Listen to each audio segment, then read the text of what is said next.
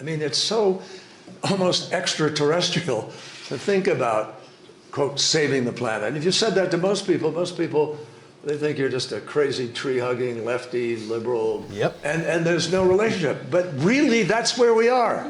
John Kerry is President Biden's climate envoy to the world, and never let it be said that he lacks enthusiasm for the cause.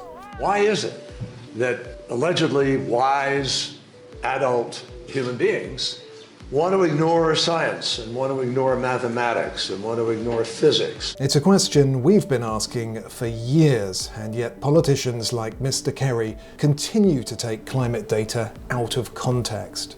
On this occasion, he was giving a speech to the world's elite climateers, drawing comparisons between his crusade against climate change and fighting Nazis in World War II. In order to win the war, we had to organize ourselves to take control of the skies. Strength in the air. And take control of the seas. Seas and oceans. We did it. We'll never surrender. Yes, the former Secretary of State does deserve some credit for acknowledging the difficulties associated with ridding the world of fossil fuels. Whole bunch of companies in the world have chosen to say, oh, I'm going to be net zero by 2050. The elite. And you and I, we know they don't have a clue how they're going to get there. And most of them are not on track to get there. But maybe that's because no one else knows either, because with current technologies, it isn't possible.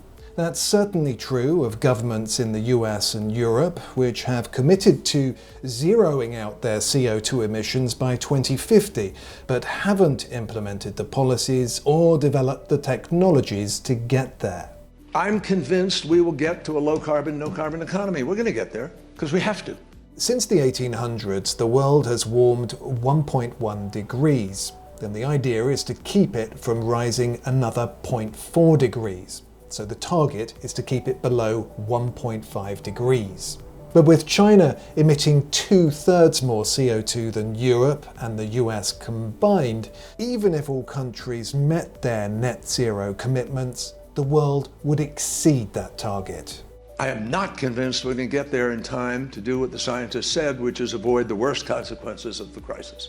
Back in the 1940s, during the war, apparently it was easier. They weren't caught up in wads of bureaucracy. It didn't take them 10 years to get a siting plan for a wind farm or for a solar. We can't do that. So what's the solution? And I learned it as secretary, and I've learned it since, reinforced in spades, is money, money, money, money, money, money, money.